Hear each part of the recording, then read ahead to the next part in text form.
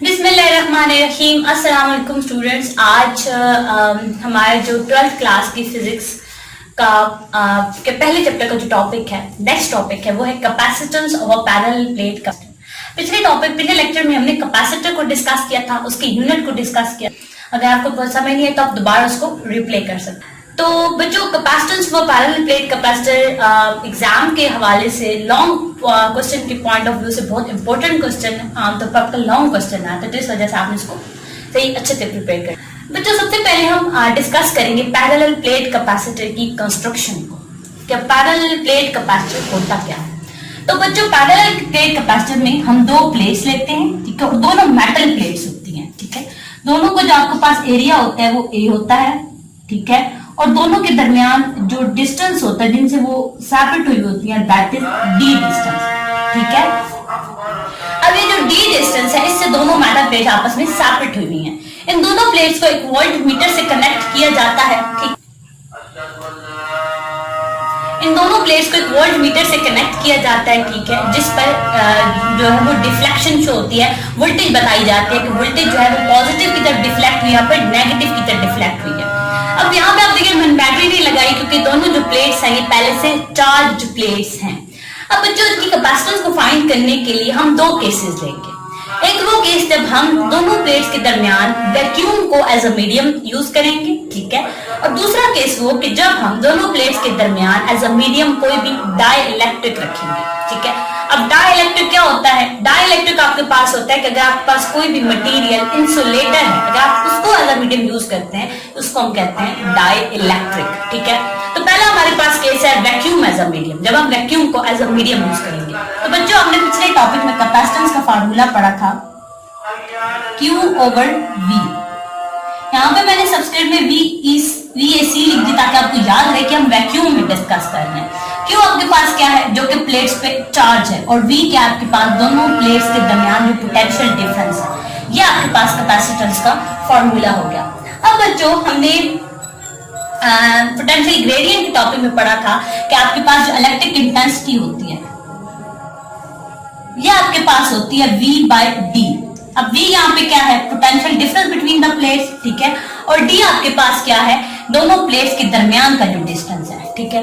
इसके अलावा जब हमने गॉसेस लॉ के एप्लीकेशन को डिस्कस किया था तो हमने उसमें एक नई टर्म पढ़ी थी, that is surface charge density, और उसको हमने शो किया था सिग्मा से। और सिग्मा की हमने जो फॉर्मूला था वो हमने पढ़ा था चार्ज पर एरिया यूनिट, ठीक है। यूनिट एरिया पर जो चार्ज होता है उसको क्या कहते हैं? Surface charge density. अब बच्चों, उसी गॉसेस लॉ के एप्लीकेशन में ही एक एप्लीकेशन थी कि अगर आपके पास दो चार्ज प्लेट्स हो, ठीक है, दो पैरेलल प्लेट्स हो एक कैपेसिटर की, तो उसके दरमियान इलेक्ट्रिक इंटेंसिटी क्या होगी? तो उसका जो रिजल्ट आया था वो आपके पास आया था E is equal to sigma over epsilon naught, ठीक है। अब बच्चों, हम क्या करें, हमारे पास टोटल 4 इक्वेशंस आएंगे। सबसे पहले क्या, एक कैपेसिटेंस का हमने फॉर्मूला पढ़ा था चार्ज पर पोटेंशियल डिफरेंस, ठीक है। चार्ज के जो कि दोनों प्लेट्स के दरमियान चार्ज, और V आपके पास क्या है? दोनों प्लेट्स के दरमियान जो पोटेंशियल डिफरेंस है, ठीक है। और E यहाँ पे क्या? Electric intensity. ये हमने लिया पोटेंशियल ग्रेडियंट के टॉपिक से, ठीक है। हमने पढ़ा था कि जो आपके पास इलेक्ट्रिक इंटेंसिटी है ये negative of the potential gradient है।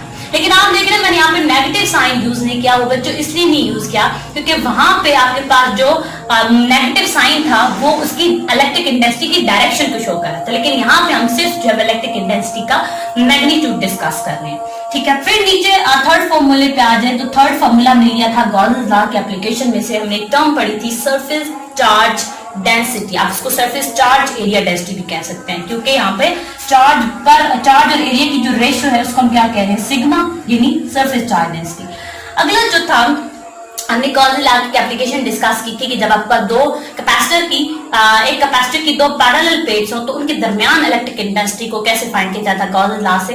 तो उससे जो हमारा रिजल्ट आया था वो आपके पास आया था electric intensity is equal to sigma over epsilon naught. Sigma यहाँ पे आपके पास क्या है? सरफेस चार्ज डेंसिटी, और एप्सिलॉन नॉट आपके पास क्या है? Permittivity of for free space. अब बच्चों, हम वन बाय वन जो इक्वेशन वैल्यूज पुट करेंगे।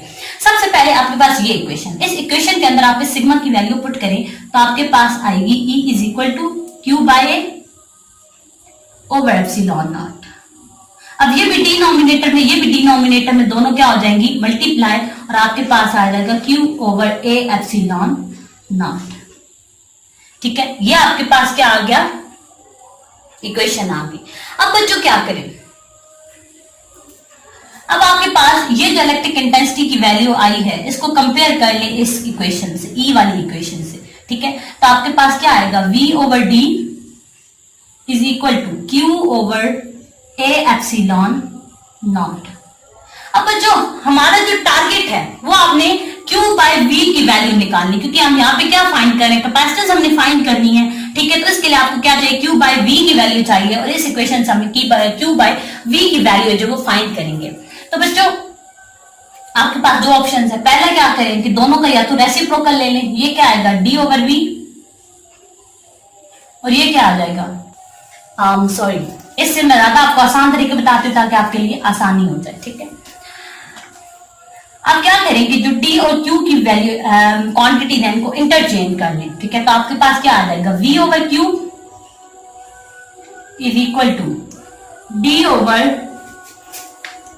A epsilon naught. ठीक है, अब बच्चों हमें चाहिए Q ओवर V की, लेकिन यहां आपके पास क्या है, V ओवर Q, तो आप क्या करेंगे, आप इसका रेसिप्रोकल ले लें, तो आपके पास आ जाएगा Q by V is equal to, ठीक है, इसी तरह ये भी उल्ट हो जाएगा, तो आपके पास आएगा A epsilon not divided by D। तो ये आपके पास वैल्यू आ गई Q ओवर V की। अब इसको कैपेसिटर में पुट करें तो आपके पास आएगा C vacuum is equal to A epsilon naught over D। तो ये हमारे पास फर्स्ट केस हो गया जब हमने दोनों प्लेट्स के दरमियान वैक्यूम को एज अ मीडियम यूज किया। मैं दोबारा इसको रिपीट कर देती हूँ ताकि आपको कोई प्रॉब्लम ना रहे। तो बच्चों इस पहले केस में हमने टोटल 4 फार्मूलाज यूज किए। पहला फार्मूला कैपेसिटेंस का यूज किया, सेकंड हमने फार्मूला इलेक्ट्रिक इंटेंसिटी का यूज किया जो कि हमने पोटेंशियल ग्रेडियंट के टॉपिक में हमने कंक्लूड किया था। थर्ड फार्मूला जो था वो सरफेस चार्ज डेंसिटी का था जो कि हमने गॉसेस लॉ के एप्लीकेशन में स्टडी किया था। और फोर्थ फार्मूला जो था electric intensity is equal to sigma over epsilon naught, ये हमने किस टॉपिक में पढ़ा था कि जब गॉसेस लॉ की एक एप्लीकेशन थी कि एक कैपेसिटर की दो पैरेलल प्लेट्स के दरमियान इलेक्ट्रिक इंटेंसिटी क्या होगी, तो हमने ये कंक्लूड किया था। अब हमने इन्हीं इक्वेशन से जो है वो कैपेसिटेंस फाइंड की। सबसे पहले मैंने इलेक्ट्रिक इंटेंसिटी इस फार्मूले में सिग्मा की वैल्यू जो है वो फाइंड कर लिया। सिग्मा की वैल्यू मैंने पुट की है, ये वाली सिग्मा वैल्यू पुट की, आपके पास आया Q over A divided by epsilon not. A और एप्सिलॉन नॉट दोनों डिनोमिनेटर में थे तो दोनों को मल्टीप्लाई कर लिया। अब बच्चों अब एक E की वैल्यू ये आ गई और एक E की वैल्यू ये है। अब दोनों का क्या, दोनों का लेफ्ट हैंड साइड इक्वल है, ठीक है, तो फिर राइट हैंड साइड को भी अब इक्वल कर लें। आपके पास आ जाएगा V over D equal to Q over A epsilon naught. अब बच्चों हमारे पास जो टारगेट है हमने कैपेसिटेंस की वैल्यू फाइंड करनी है और कैपेसिटेंस का क्या फॉर्मूला है, Q ओवर V, यानी हमने Q और V को एक लेफ्ट हैंड साइड पे लाना है। ठीक है, मैंने क्या किया, इन दोनों क्वांटिटीज को इंटरचेंज कर लिया, मेरे पास आ गया V over Q is equal to D over A epsilon naught. अब आपके पास क्या हुआ, हमें तो Q ओवर V चाहिए थी, यहाँ पे क्या V ओवर Q, तो मैंने दोनों का रेसिप्रोकल ले लिया, दोनों साइड्स पे उसको इंटरचेंज कर दिया, तो आपके पास क्या आ गया Q over V equal to A epsilon naught over D। अब Q ओवर V आपके पास क्या है, कैपेसिटेंस हम वहां पे पुट कर सकते हैं, तो C वैक्यूम आपके पास हो गई A epsilon naught over D। अब स्टूडेंट्स हम डिस्कस करेंगे सेकंड केस को, जब आप मीडियम के तौर पर एक डाइलेक्ट्रिक को यूज करते हैं। अब डाइलेक्ट्रिक क्या होता है, मैं पहले बता चुकी हूँ कि जब हम किसी भी इंसुलेटिंग मटेरियल को एज अ मीडियम यूज करते हैं तो हम उसे कहते हैं डाइलेक्ट्रिक। अब जो हमने क्या किया, दो प्लेट्स थे हमारे पास जिनका एरिया A है और जो D डिस्टेंस से सेपरेट हुई है, मैंने उन दोनों प्लेट्स के दरमियान एक डाइलेक्ट्रिक रख दिया। अब हम देखेंगे कि इस डाइलेक्ट्रिक का उसकी कैपेसिटेंस पे, कैपेसिटर की कैपेसिटेंस पे क्या फर्क पड़ेगा।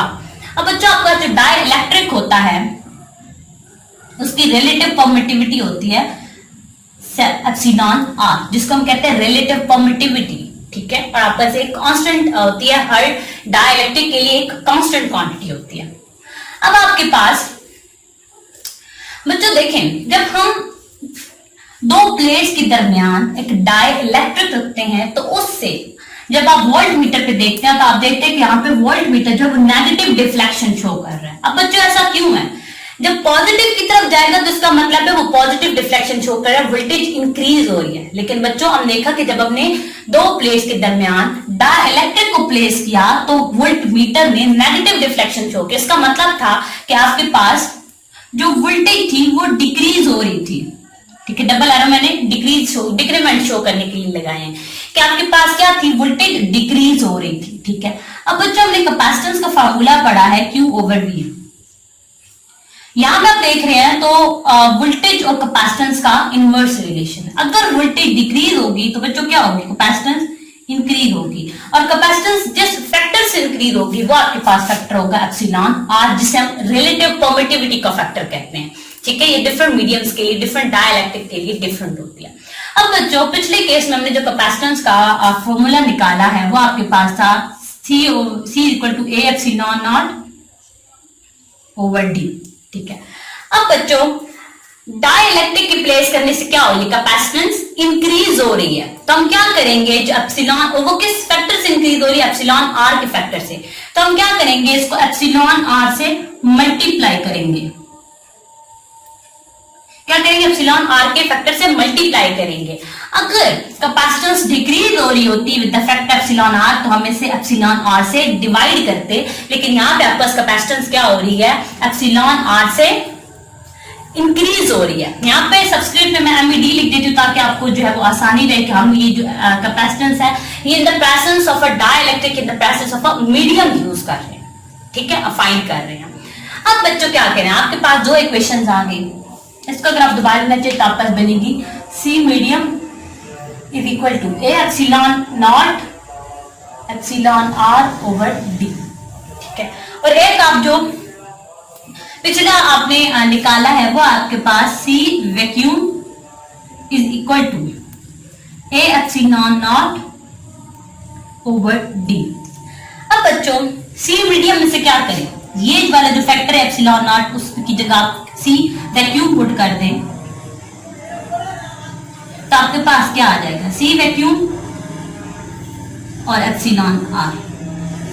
अब अगर हम एप्सिलॉन आर को निकालना चाहें, इसकी वैल्यू निकालना चाहें तो एप्सिलॉन आर की वैल्यू आपके पास आएगी C medium over C vacuum. अब बच्चों यहां से हम डाइलेक्ट्रिक कांस्टेंट, आपका जो एप्सिलॉन आ रहा है ये डाइलेक्ट्रिक कांस्टेंट भी कहलाता है, तो यहां से हम डाइलेक्ट्रिक कांस्टेंट को बच्चों इस तरह डिफाइन कर सकते हैं कि आपके पास रेशियो है, किसकी रेशियो है, एक उस कैपेसिटेंस की जो कि मीडियम की मौजूदगी में, इन the absence of, in the presence of medium capacitor की कैपेसिटेंस है, किसके साथ रेशियो, उस कैपेसिटेंस की जो कि वैक्यूम, जिसमें हम मीडियम वैक्यूम का मीडियम यूज करते हैं। यहाँ आपको किस तरह डिफाइन कर सकते हैं कि the ratio of the capacitance, ठीक है, in the presence of a medium, medium की मौजूदगी में, किसके साथ, to the capacitance in the absence of medium, यानी उस कैपेसिटेंस के साथ जो कि एब्सेंस ऑफ मीडियम। ठीक है, हम फाइंड कर चुके हैं। तो ये आपके पास एप्सिलॉन आर है जिसको हम डाइलेक्ट्रिक कांस्टेंट भी कहते हैं। तो मुझे याद रखना है कि जब हम डाइलेक्ट्रिक कांस्टेंट प्लेस करते हैं between the two charge plates of a capacitor तो आपके पास वोल्टेज डिक्रीज होती है, और जब वोल्टेज डिक्रीज होती है तो कैपेसिटेंस इंक्रीज होती है, क्योंकि दोनों का क्या है, इनवर्स रिलेशन है। जब कैपेसिटेंस इंक्रीज होगी वो किस फैक्टर से इंक्रीज होती है, एप्सिलॉन आर, जिसे हम रिलेटिव परमिटिविटी का फैक्टर भी कहते हैं और डाइलेक्ट्रिक कांस्टेंट भी कहते हैं। फिर जब हम दोनों रेशियो निकालेंगे तो आपके पास आई C medium over C vacuum is equal to epsilon R. तो ये था आज का आपका टॉपिक। अगर आपको इसमें कोई भी बात समझ नहीं आई तो वीडियो के नीचे कमेंट कर सकते हैं। अगले लेक्चर तक के लिए अपना ख्याल रखिएगा। अल्लाह हाफिज।